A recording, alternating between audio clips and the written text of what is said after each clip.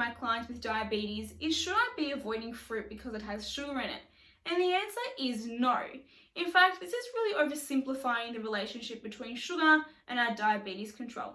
And it fails to recognise all the amazing benefits of fruit in our diet. So let's take a look at why you should be including fruit if you are someone with diabetes. Fruit, along with its natural sugars like glucose, contains fibre. And fibre actually works to reduce the rate at which glucose is absorbed into the bloodstream. Compared to foods with glucose like soft drink and lollies, which produce quick spikes in your blood glucose levels.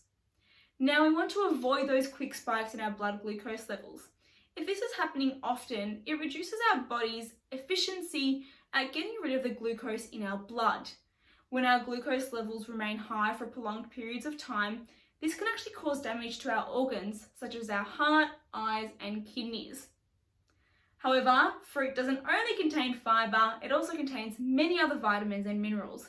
And research has actually shown that because of fruit's nutrition profile, if we eat a diet rich in fruits and veggies, among other healthy foods, we can actually decrease our risk of certain types of cancer, heart disease, obesity, and yes, type 2 diabetes. So overall, if you are someone with diabetes, you definitely do not need to be avoiding fruit. In fact, you should be aiming to have 2 serves a day, and you can spread those out over the day to ensure your blood glucose levels remain stable.